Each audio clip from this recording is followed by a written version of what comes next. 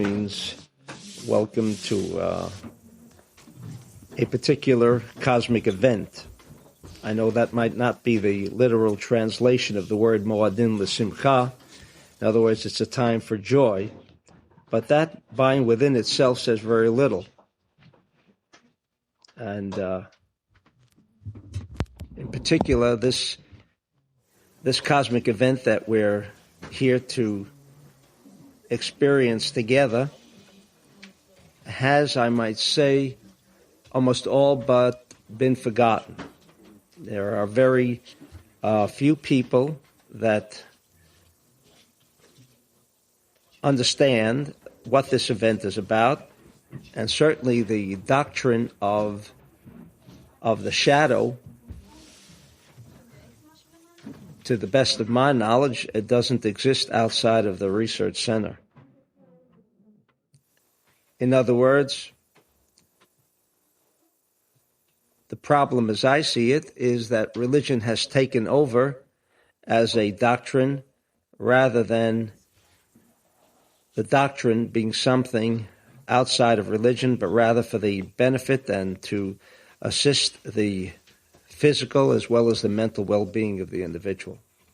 So tonight, as with every experiential, we're going to make an attempt to make cosmic connections for the benefit and welfare of our own well-being. Tonight is Hoshana Raba. Translated literally means the greater assistance. Now that certainly doesn't say anything.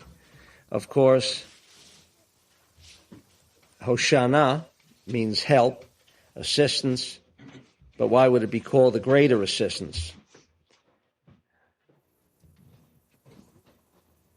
To indicate from a Kabbalistic point of view that there is something peculiar and particular about this seventh day of Sukkot, the seventh day of Sukkot, that does not exist in any of the previous 6 days of the holiday of Sukkot.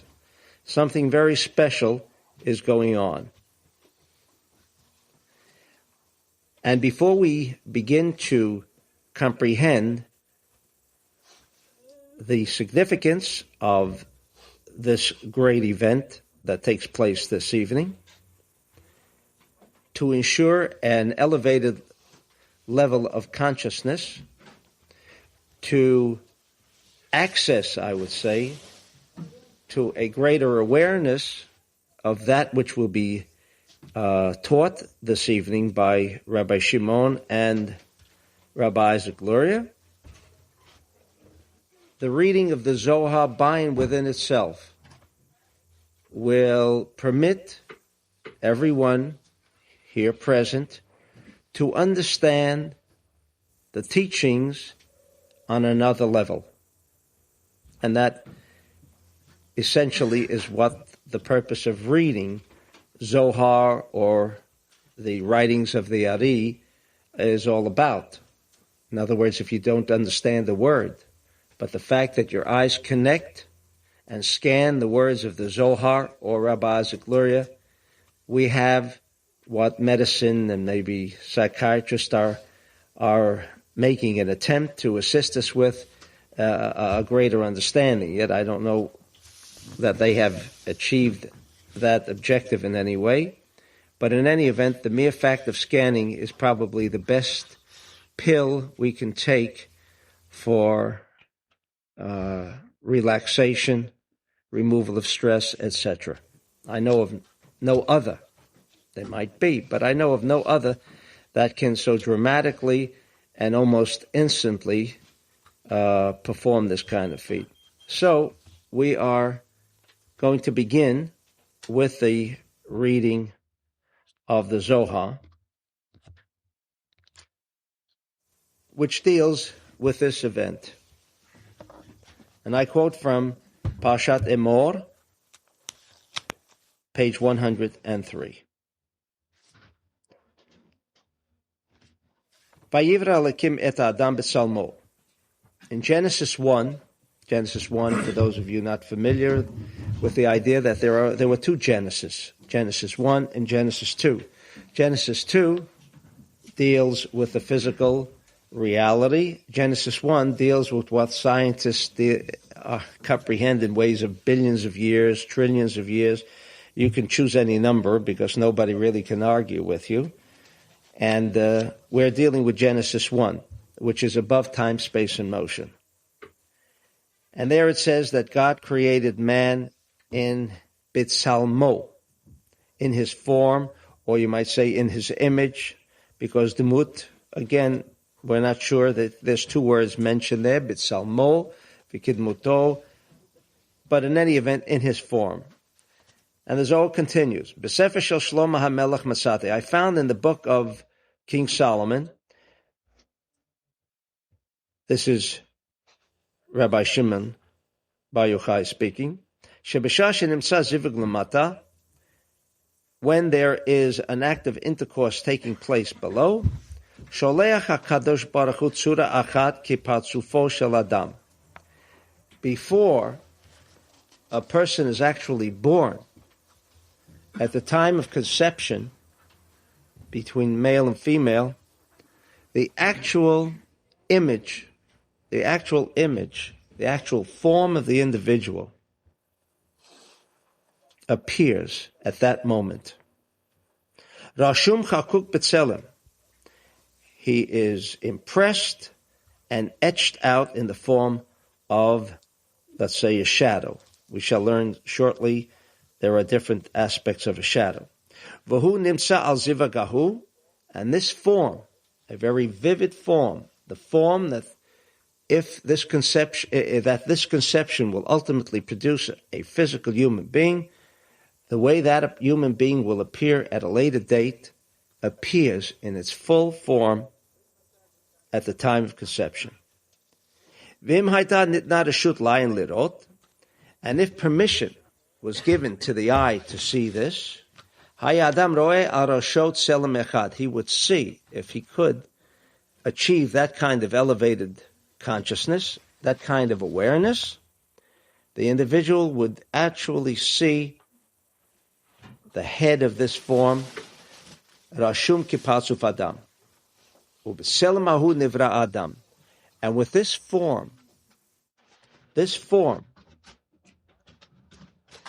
is what is involved in the creation of the individual. You may have heard scientists speak of transpermia, that the form comes from some other place. Some even say maybe from some other planet. But Rabbi Shimon says no, that form, the form that an individual ultimately shapes up into this physical expression, is an evolvement from this tselem. And until such time that this form does not appear at the place or at the top or at the head of these two individuals, meaning the male and female involved in conception, v'nimtza sham lo nivra ha'adam. In other words, not every intercourse results in conception and the birth of a child. And if you want to know when that conception is going to produce a child or not, in other words, waiting for the doctor to tell you sometime later on, if we achieve that kind of level of consciousness, we would immediately be able to ascertain at that moment the birth of an individual. Because there is a tselem, there is a form, an absolute form. And this is what it meant when it said, Vayivra Elokim et Adam b'Salmo, when God created man in his image. Now we know that in Genesis 2, there is a discussion of Adam being created, not in Genesis 1. And yet Genesis 1 seems to indicate also a birth of Adam. And the answer is, in Genesis 1, we are not discussing physical, corporeal realities, but rather the idea of tselem, rather these potential metaphysical forms that ultimately bring about the result of the physical corporeal reality. Tselem mahu nizdamen lo achi yotze leolam. And this tselem, this shadow, this form, is constantly present until the physical corporeal reality comes into this world. Kishiyotze leolam, when the individual, the physical corporeal reality of the birth of a child comes into this world, b'tselem mahu gadel, b'tselem mahu holech. He does not move without this tselem. Now, whether some might refer to this tselem as aura, that is not what we're talking about. We are discussing a tselem. We are discussing a form that you will see tonight when we do our experiential in the form, in the physical form against the moon. In other words, the individual has motion, the individual has life, but primarily based on this fact that there is a tselem that surrounds us, a form that directs our every and each movement. B'tselem hazeh hu milamala, and this tselem appears above, and that directs us.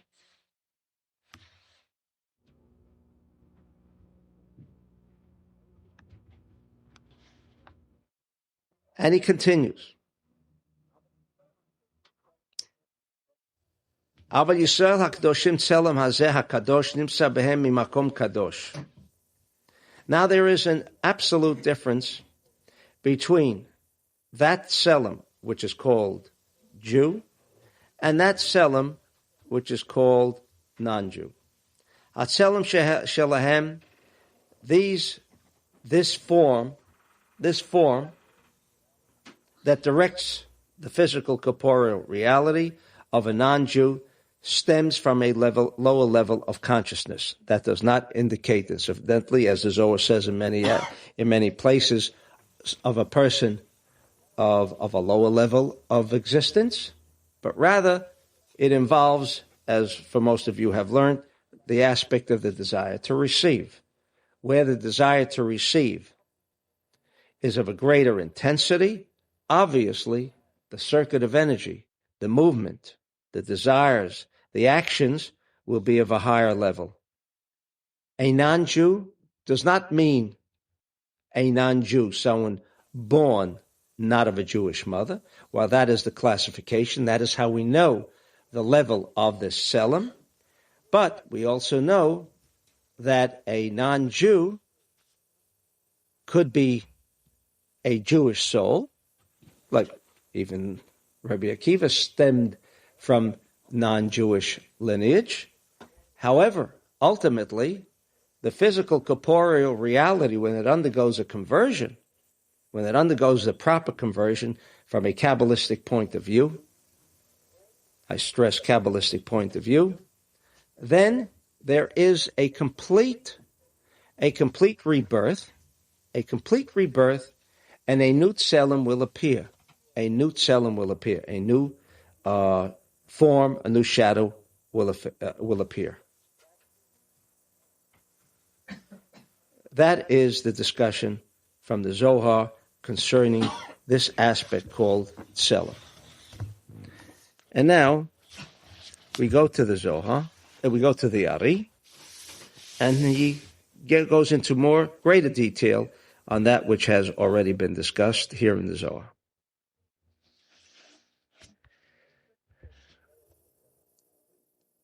And the subject of Leil Hoshana Raba, the evening of Hoshana Raba, the greater assistance, the greater Hoshana. Ubonit Vayed Inyan Halala Hazen Nikra Leil HaChotem. This night is called the night of sealing. Chotem, which means a signet. As you know, a king would have a ring, and by which he would put his seal, corporation, in the United States, or I guess many other places in the world, by by affixing a seal to a document. It's not that it means the document is authentic only, but it also means that whatever is contained in that document, that's where that document extends until. In other words, things that might have been meant, things that should have been included, are not included because this chotem, this seal, actually cuts off. It ends. It ends the extent of what this document is about. The night of Hoshana Raba does the same thing. It is kind of a sealing. Sealing, also means closing off. It is not by chance that both words mean the same thing. S-E-A-L means a seal on a corporate paper, and yet seal means to close. But they both mean the same idea from a Kabbalistic point of view, as I've just expressed.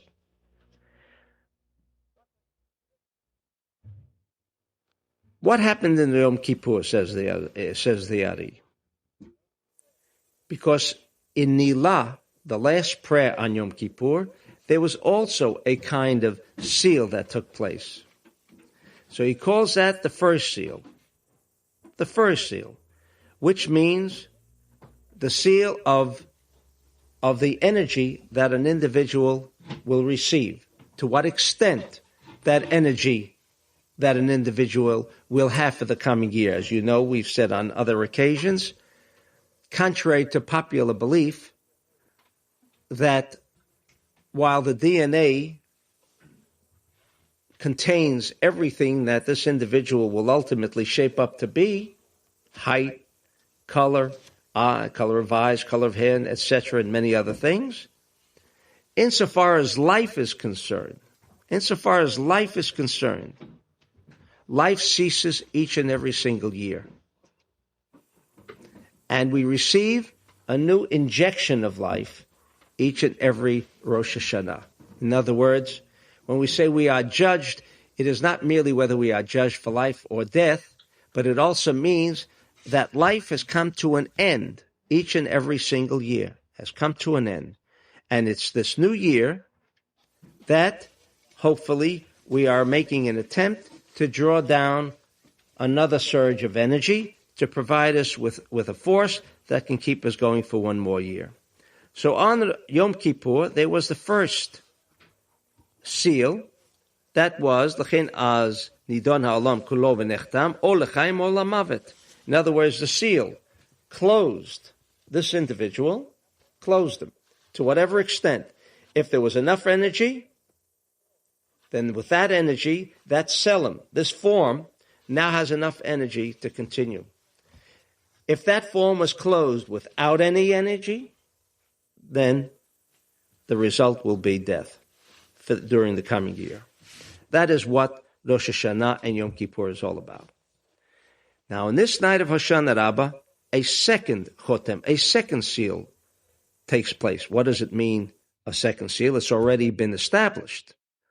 So he says that, and he calls it a second seal, because that which has been judged, or that which has been sentenced, or the individual, or that energy packet, which has been sealed with either energy or the lack of energy, which means death, then this decree, this judgment, is then passed on to what the Ari would call an executioner. In other words, the one who executes, not executioner meaning in terms of death, but rather the one, like an executive officer, he is the one that is in charge, he is the one that is empowered to execute, to carry forth that decree. That happens tonight. In other words, if it is a decree of life, then obviously for those of us who have this kind of decree sealed upon us, we have life. What about for those whose decree spells death? Death doesn't mean tonight, chas v'shalom. It doesn't mean tomorrow. It means during the course of this year. Now, death also means many things. Death can also mean the loss of a hand, the loss of a leg, the loss of sight, the loss of many other things. That is also called death, because from the point of view of the Ari, we are not discussing life and death of the physical body. We are discussing life, meaning a full packet of energy that permits the body to function as a normal individual, or Mavet, which means death, which means that the individual will be performing his usual functions in a very limited way, whether it means the loss of a hand or whether it means the loss of an eye or whatever. The execution takes place tonight. If Chas v'Shalom, and who is sure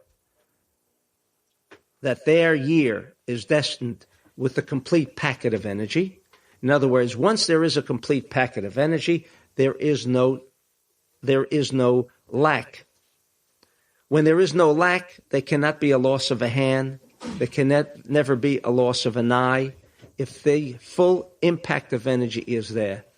What we assume seems to be by chance a person losing an arm or a leg in an accident, that would never have occurred had this packet of energy been complete, because then this Selim, and that's why the Zohar we read before says, this Selim hovers around, this is his security shield.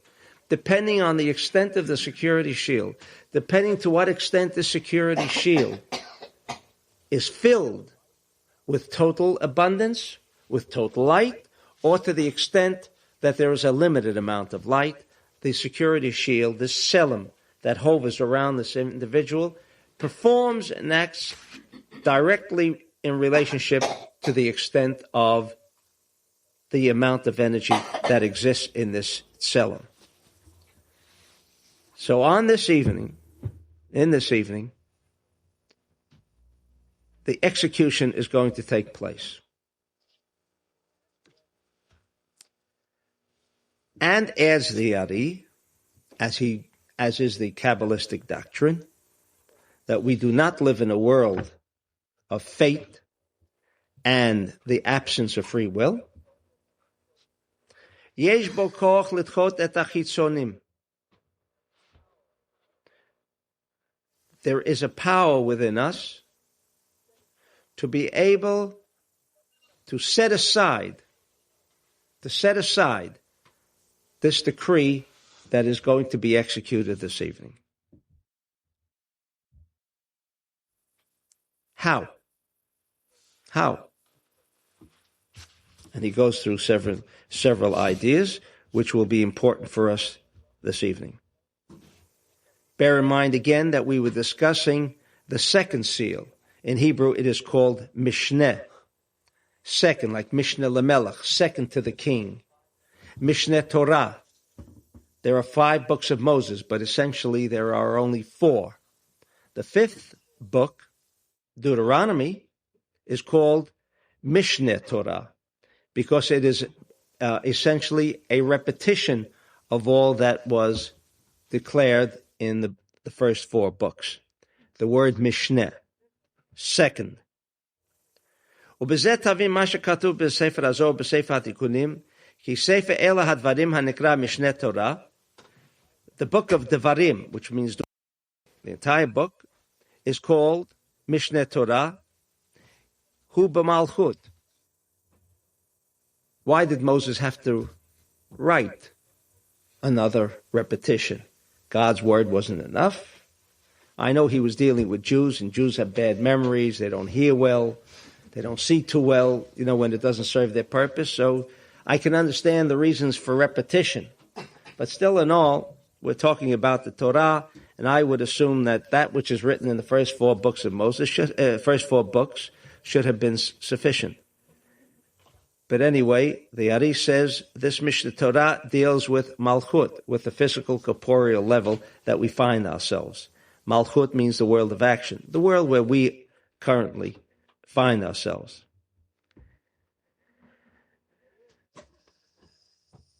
Ki kishemeir ze'eram pim benukva, energy that comes to us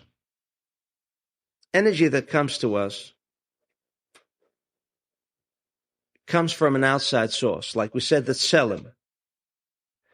We are like the moon, which is the description of the Yari.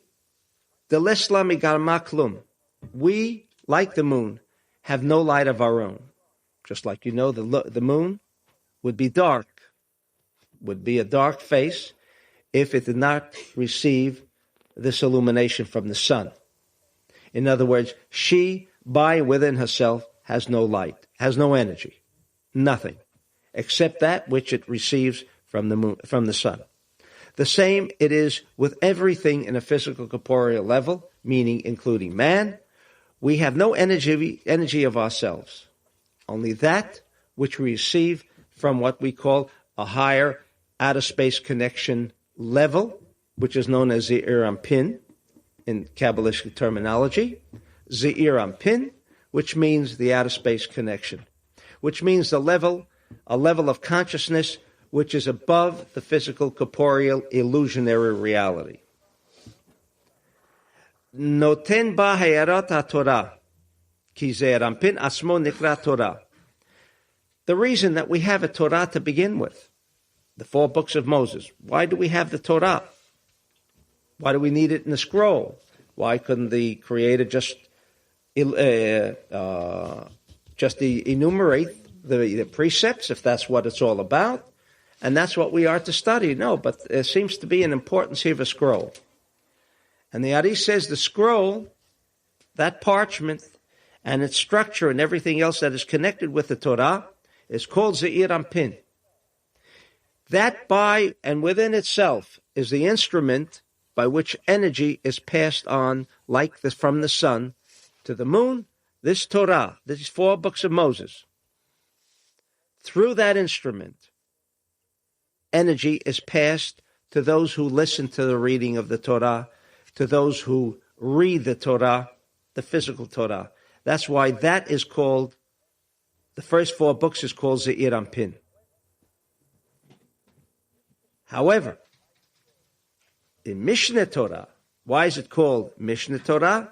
Because it is the 5th book, and for those of you who know the 5 basic sfirot, Ketach, Chachma, Bina, Ze'ir Anpin, and Malchut, Malchut is this physical corporeal level.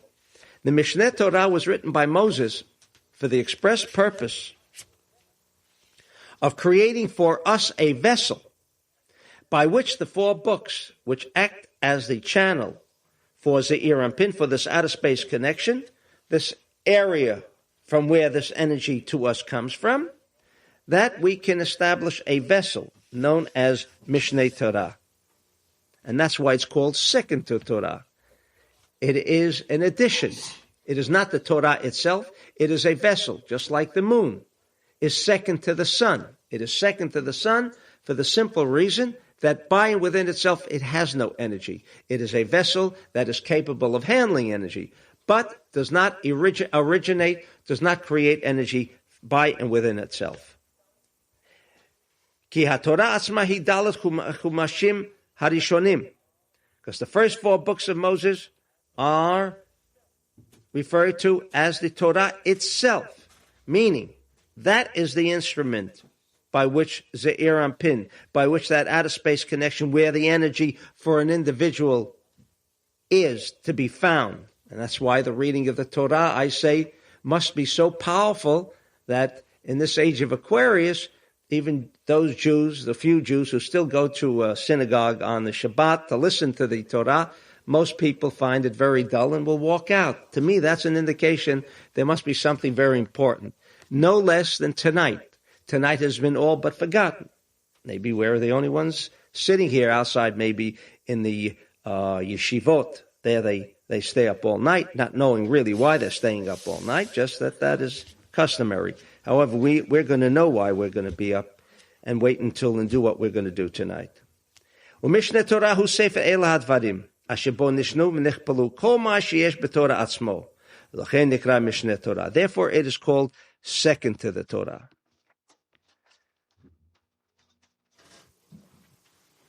The reading of the Torah, and that is what we're going to be doing this evening.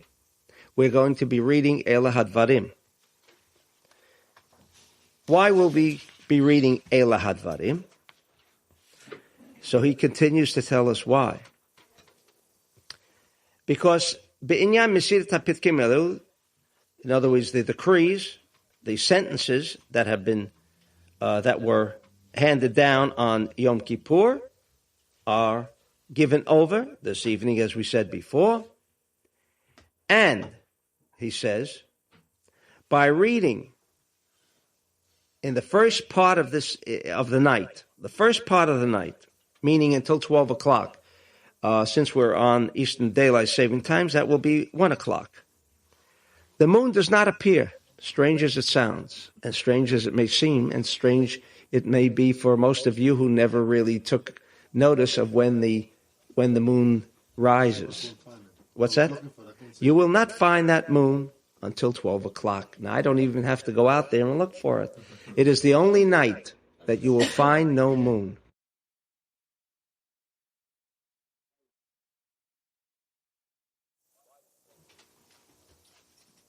Why is there no moon tonight? Because, what's that? No moon. That's for sure. That's right. You can't see a moon. And we're going to see a moon at 1 o'clock. I wonder if the astrologers wonder. What's that? I wonder if the astrologers wonder about that. Astronomers. Well, even astronomers who supposedly are scientists, they don't even know about this. Meaning they don't ask. I shouldn't say they know. Maybe they don't. Maybe they do.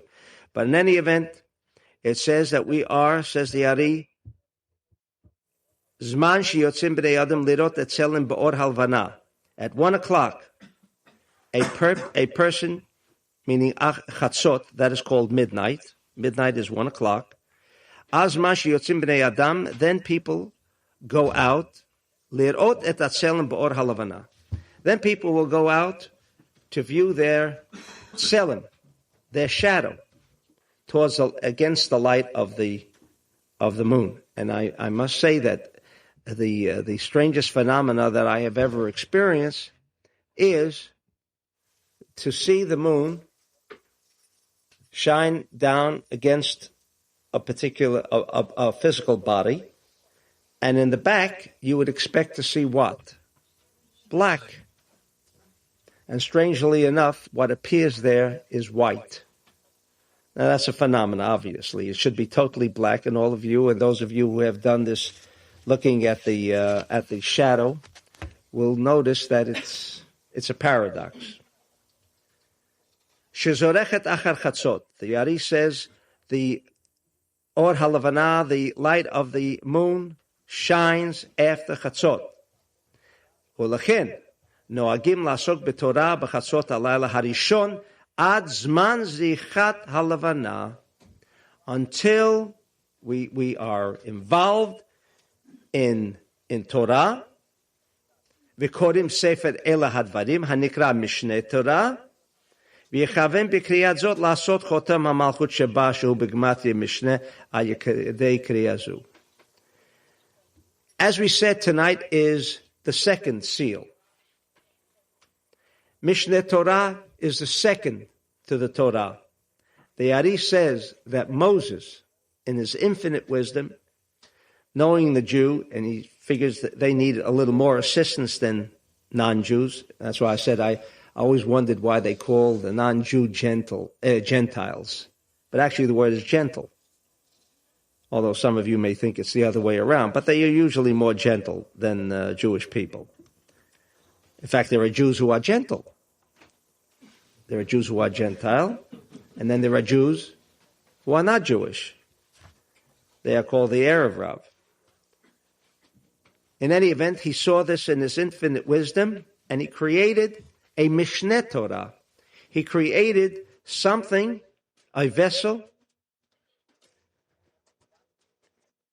a document that, in the words of the Yari, could become the Lord of this Mishneh seal, of the second seal. Mishneh. In other words, the hishtavut, this reconciliation between these two aspects, the Mishneh Torah, the Deuteronomy, and the second seal have much in common. What do they have in common? For the express purpose that on this evening, by reading and listening and establishing this vessel of Mishneh Torah, we then can in effect still change the execution of that seal. V'raya lezeh, and he even brings proof. Masha Kasdu b'Sefer Harakanati. There was a famous Kabbalist called Rakanati. Ki naseh hadavar hazeh ba'adam echad. That this is what happened. Shenistakel ba'or alavana. He went out at 1 o'clock to look at the moon. V'lo matzat seil al rosho. And he observed that there was no shadow of his head. No shadow of his head. V'chazar b'layla, and he went back, meaning he went back, v'itpalel, and he began to pray, ubacha, and he began to weep, v'shav b'tshuva, and he returned back to the future. You know what tshuva means? It doesn't say I'm sorry. But since he was since this individual must have been involved in Kabbalah, he knew the system by which he could return to the future, which he could, as I said, I think some of you, or most of you, or all of you have listened to the tape, that tshuva does not mean repentance. In other words, you say, I'm sorry. But that doesn't remove the pain that was inflicted just because I say I'm sorry.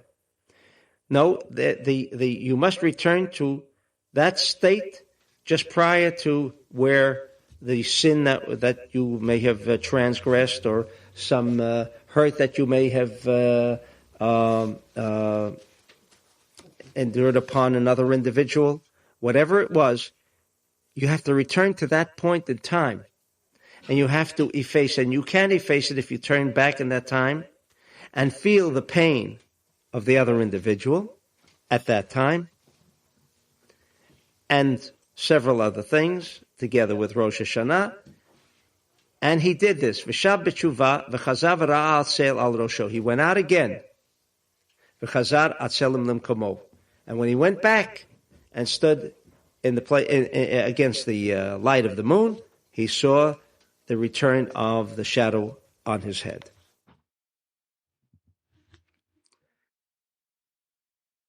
Therefore, tonight, from what seems to emerge from the Ari, is that by reading and listening to the Mishneh Torah, within that Mishneh Torah, because it has an affinity with Mishneh Chotam, with the second seal, it is to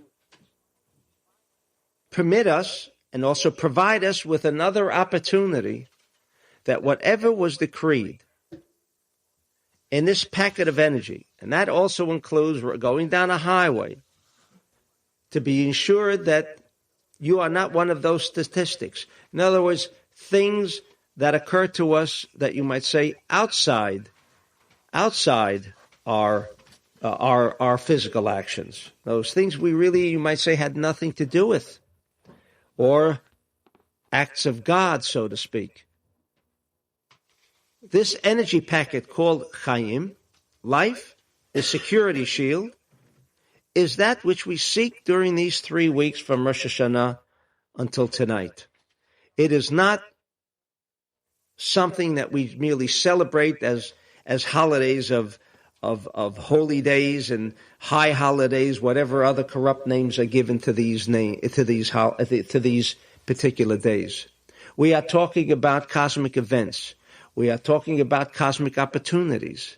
We are talking about a night of Hoshana Raba that, while at the same time the execution of judgment on all peoples of the world takes place, nevertheless, at the same time, we were given the opportunity to be able to change anything that might be detrimental to ourselves. I continue with another Zohar, in which he states as follows: Bore, come and see. Mizman shecharab Bet HaMikdash, from the time that the Bet HaMikdash was destroyed, ein brachot shorot be'olam v'netzro. From the time when since the temple was destroyed, blessings, and blessings mean, from a Kabbalistic point of view, fulfillment. In other words, there is no stress, no uncertainty, no insecurity. In the Zohar of Chayei Sarah, page 84. From the time that the temple was destroyed, this kind of security, peace, and tranquility no longer was the order of the day. In other words, while the temple existed, the entire world experienced peace and tranquility, which is known as brachot. Shenimna melamala ulamata v'kol elu hamadregot hatachtonot mitgabrot v'holchot v'sholtot al Yisrael. And therefore, if some of us are to wonder that it seems like the Jew always is the one who carries the brunt of suffering, so to speak. In other words, we can point to so many occasions throughout history since the time of the destruction that the Jews suffered more than any other nation. And the Zohar says the reason why the Jew would suffer more than any other nation, mishum sheYisrael garmu zot bavonotehem. In other words, all suffering in the world, all lack of peace and tranquility, is the direct result of misbehavior by the Jewish people. Ve'inyan chisaron abrachot, and the aspect of the lack of these brachot, mishum shatachtonim en ruim lekabel mehem. Because we are not fitted, we have not established a place by which this energy can reign. V'kol hashefesh she'im tzichim lashpi letachtonim nimna mehem, ki ein lehem lemi lahashpia. What is wrong? Not that God loves to see Jews suffer, which might almost seem to be the pattern and history of the Jewish people, but rather, from the point of view of the Creator, He is constantly in search and in need to share His beneficence. But the problem is that we have not established those vessels, the proper vessels by which this shefa, this beneficence, can arrive and come into us. And therefore, if on a night like Hoshana Raba, that we would not take advantage of reading Mishneh Torah, having a discussion of Torah, reading of the Zohar, as the Ari says, is essential to becoming masters of our own ship, masters of our own destiny. If we didn't know these different aspects, if we didn't have this knowledge, then we cannot create for us that place where blessings can come to us. And so if misfortune comes, then we have no one to blame but ourselves, because ignorance of the law is no excuse. It is here, it's available, and that's what we will be doing this evening. And continues the Ari, that tonight, at exactly 12 o'clock, everyone's shadow has disappeared. Everyone's shadow has disappeared, except those who are destined on Rosh Hashanah to live.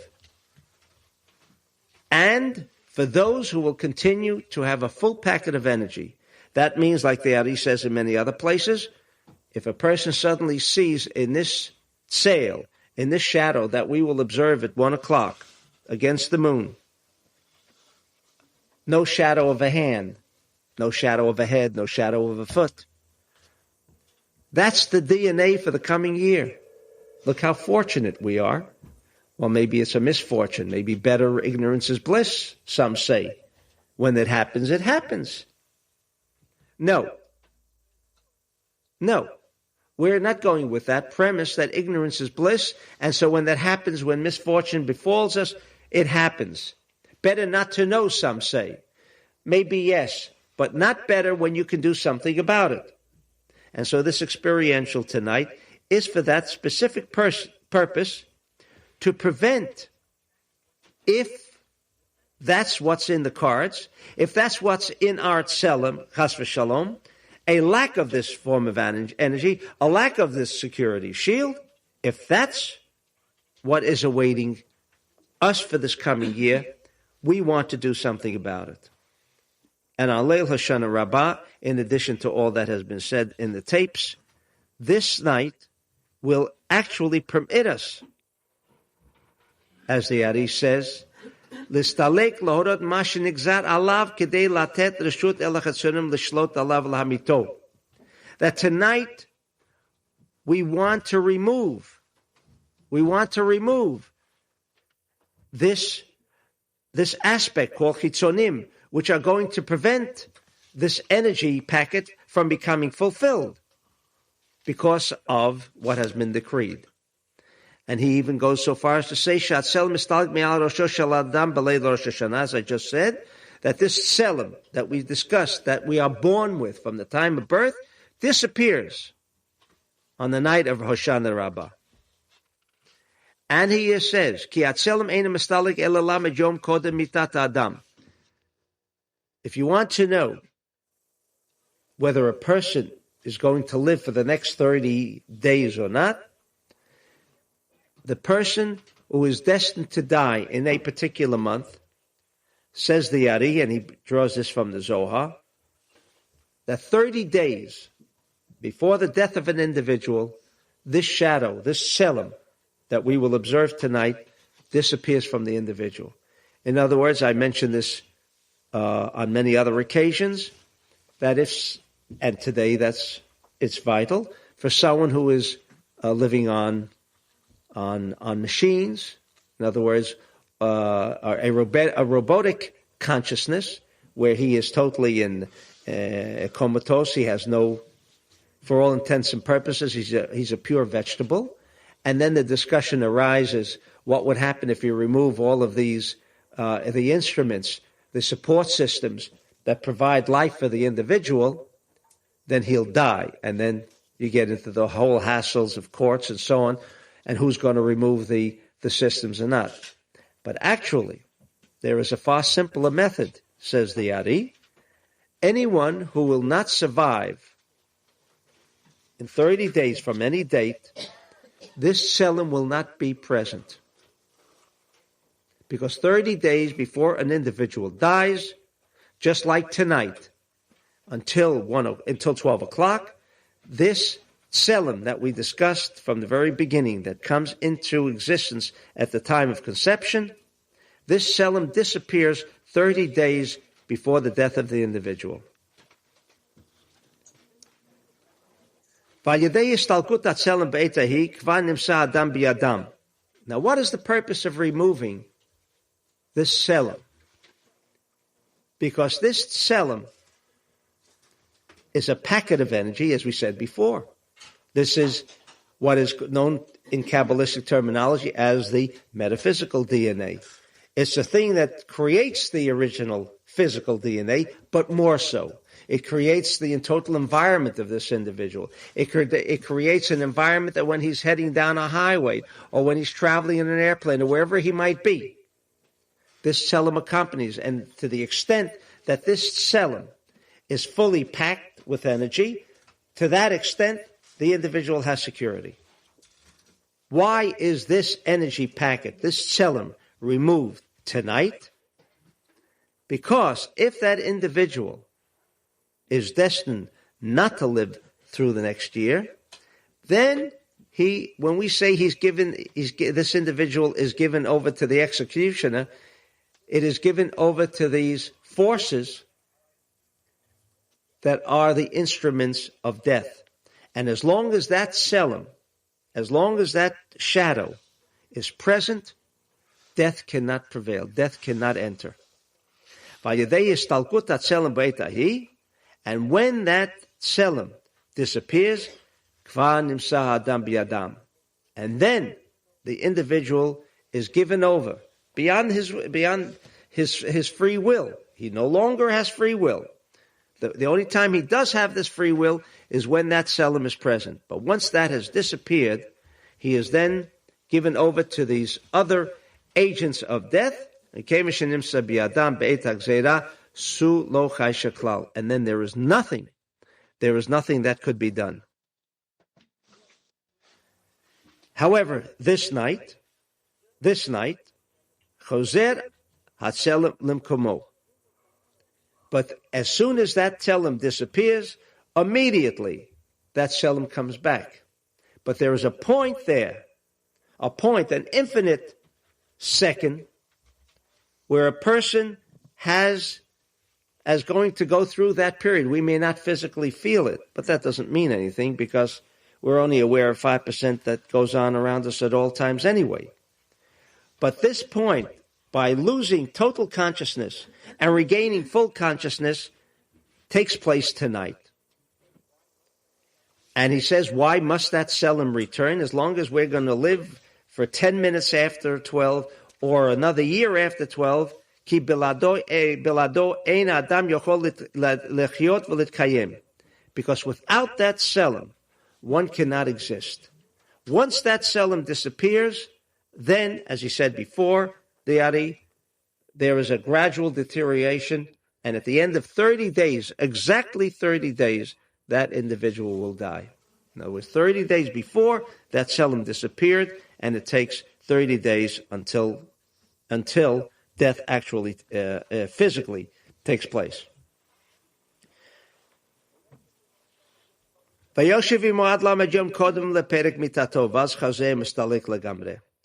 other words, he comes back, but it's like he says, a candle.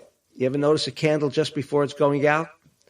It's like sometimes you can observe it no longer flickers. No light. All of a sudden, there is light. Have you noticed a candle? That's what happens to an individual during these 30-day periods of when the individual is going to die. Because you need that selim to continue the life for 30 more days. However, it's like that. In fact, I think in medical circles they say many times just before death, an individual suddenly, what's the expression, Dr. Steyer? No, he's rejuvenated, he's regenerated. It looks like he's getting well, and then all of a sudden, he has a relapse. Then all of a sudden, he's rejuvenated again. The lights keep going on and off. That's right, like in the storm. That's right.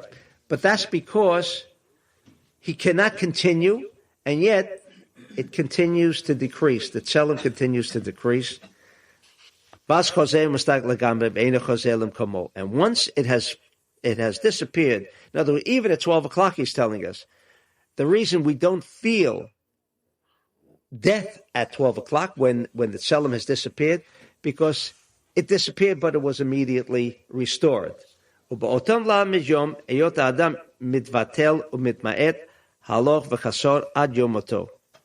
that's the way this continues in these 30 days.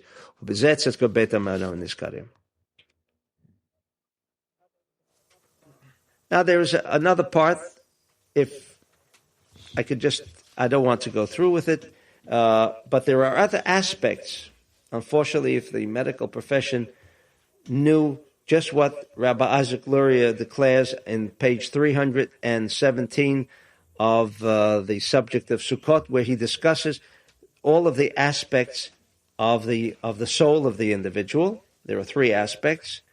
Then we really could know almost anything there is to know about not only ourselves, but about most people around us. But what I would like to just mention in stating here is that this is in the Talmud as well. Ki bnei adam yesh lehem bebuah v'gam bebuah debuah. Aval hashedim bebuah es lahu bebuah debuah les lahu. In other words, there are demons. Whether you believe in it or not is not really important, because if anyone says, I don't see them, we know that doesn't say anything, because all we can see is with our 5%. But people, meaning real people, because there are real people, and then there are those people who also have, there are two parts to this soul we're talking about. There are people who are around who do not have two components, male and female, of a soul. They are called demons. That means they have one aspect of a soul, therefore they have a physical corporeal body, but for all intents and purposes, they are not human beings. You may have seen some of these science fiction movies about how people were created in the form of demons. These sometimes horror movies, I'm told, on television. Yeah, things of that nature. And so I'm just mentioning this because if the Ari felt it was necessary to inform us that there are times